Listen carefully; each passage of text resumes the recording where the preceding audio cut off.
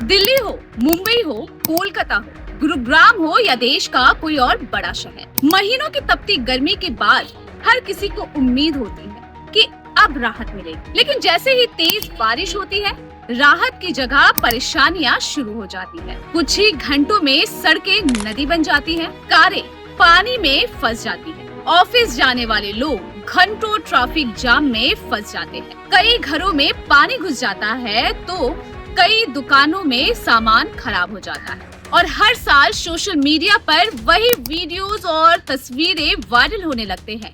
लोग कमर तक पानी में चलते हुए, बाइक बहती हुई, बसें पानी में फंसी हुई और शहर पूरी तरह से ठप। सबसे हैरानी की बात यह है कि ये कोई नई समस्या नहीं है। लगभग हर साल मॉनसून में यही तस्वीरें सामने आती है।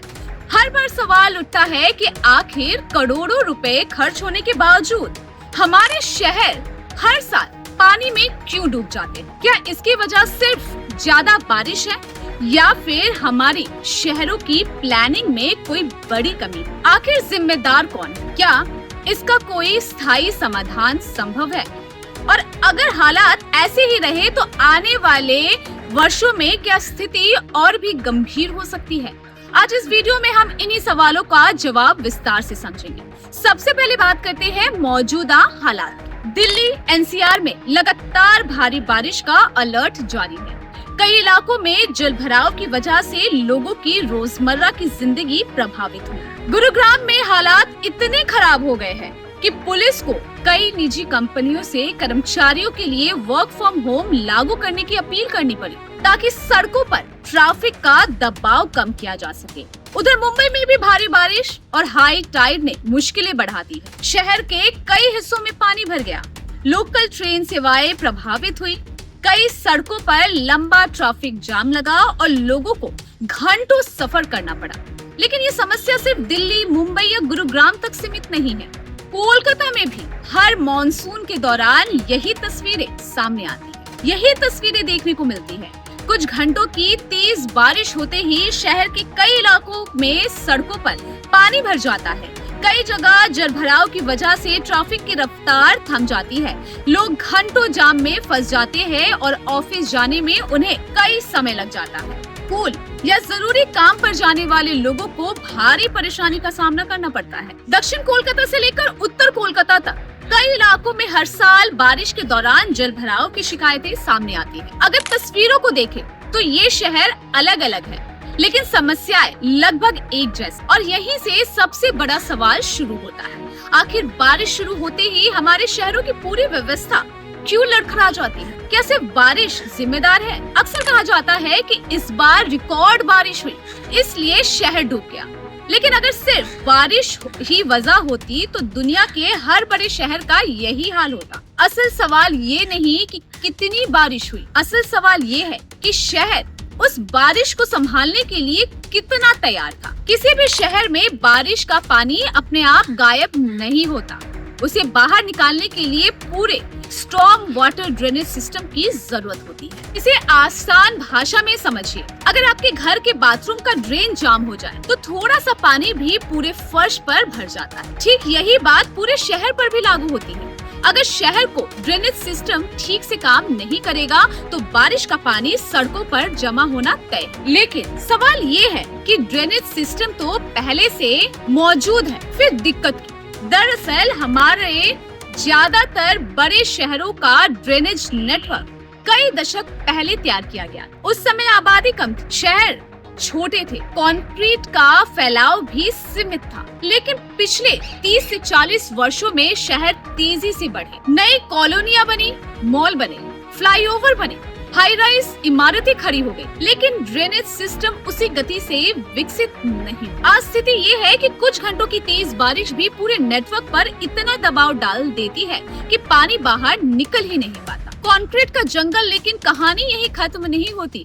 जरा सोचिए, जहाँ आज बड़ी बड़ी इमारतें हैं, जहाँ पार्किंग है, जहाँ चौड़ी सड़कें हैं, वहीं कभी खेत, तालाब, झीलें और वेटलैंड्स हुआ करते। पहले बारिश का काफी पानी मिट्टी अपने अंदर सोख लेती, आज लगभग हर जगह सीमेंट और कंक्रीट बिछ चुका है। इसका मतलब साफ है, अब पानी जमीन में जाने की बजाय सीधे सड़कों पर बहता है और कुछ ही मिनटों में ड्रेनेज सिस्टम पर भारी दबाव पड़ जाता है। प्राकृतिक रास्तों पर कब्जा इसके बाद आता है और एक और बड़ी वजह, कई शहरों में प्राकृतिक नालों को छोटा कर दिया गया, कई जगह उन पर निर्माण कर दिया गया और कई जगह पानी के पुराने रास्ते पूरी तरह खत्म कर दिए। लेकिन पानी कभी नक्शा नहीं पड़ता, वो अपना रास्ता खुद बनाता है। जब उसका प्राकृतिक रास्ता बंद कर दिया जाता है तो वही पानी सड़कों, कॉलोनियों और बाजारों में फैल जाता है। कचरा भी बड़ी वजह है। अब बात उस वजह की जिसके लिए सिर्फ सरकार नहीं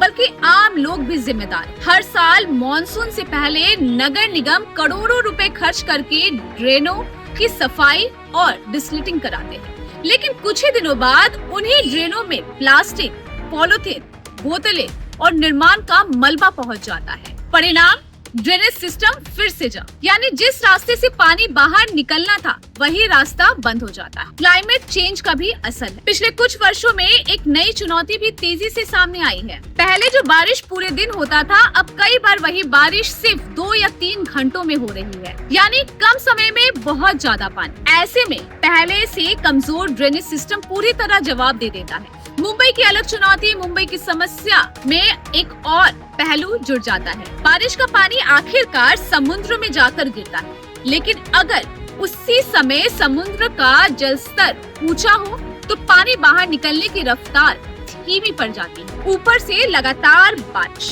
और नीचे हाई टाइड, दोनों मिलकर जल भराव को और भी गंभीर बना देते हैं। सरकार क्या कर रही है? अब सवाल उठता है कि इतने वर्षों से सरकारों ने क्या किया? लेकिन इस पूरी कहानी का सबसे दुखद पहलू सिर्फ ट्रैफिक जाम नहीं है। हर मॉनसून में कई लोगों की जान चली जाती है। कोई खुले मैनहोल में गिर जाता है, किसी को करंट लग जाता है, वहीं सड़क धंस जाती है, कहीं पेड़ गिर जाता है, कहीं दीवार ढह जाती है।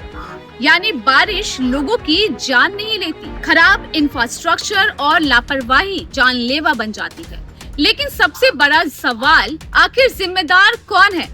नगर निगम, राज्य सरकार, बिल्डर्स, प्लानिंग एजेंसियां या फिर हम सब? सच यही है कि जिम्मेदारी कई हिस्सों में बटी हुई है, लेकिन इसका मतलब ये बिल्कुल नहीं कि जवाबदेही खत्म हो जाए। जब हर साल टैक्स पेयर्स के पैसे से ड्रेनेज और फ्लड कंट्रोल पर करोड़ों रुपए खर्च होते हैं, तो जनता को ये पूछने का पूरा अधिकार है कि नतीजे आखिर कहाँ हैं। ये मानना है कि समाधान जरूरी है, लेकिन उसके लिए सिर्फ घोषणाएं नहीं बल्कि लंबे समय की योजना चाहिए। पुराने ड्रेनेज सिस्टम को आधुनिक बनाना होगा, जहां जरूरत हो वहां बड़े स्टॉर्म वाटर ड्रेन तैयार करने होंगे। रख रखाव सिर्फ मॉनसून से पहले नहीं बल्कि पूरे साल करना होगा। वेटलैंड्स और प्राकृतिक जल मार्गों को बचाना होगा। लेकिन सिर्फ सरकार से उम्मीद करना भी काफी नहीं है। अगर आपके इलाके में ड्रेन चोक है तो शिकायत दर्ज कराइए। अगर हर साल एक ही जगह पानी भरता है तो सिर्फ वीडियो बनाकर सोशल मीडिया पर पोस्ट मत कीजिए। नगर निगम, विधायक यानी कि एमएलए और संबंधित विभाग से जवाब मांगिए। आरटीआई और पब्लिक ग्रीवेंस जैसे कानूनी विकल्पों का इस्तेमाल कीजिए, क्योंकि जवाबदेही तभी तय होगी जब सवाल लगातार पूछे जाएंगे। और सबसे जरूरी बात, अगर सड़क पर पानी भरा हो तो उसकी गहराई जाने बिना उसमें उतरने की गलती बिल्कुल मत कीजिए। खुले मैनहोल, बिजली के टूटे तार और करंट ऐसे समय में सबसे बड़ा खतरा बन सकते हैं।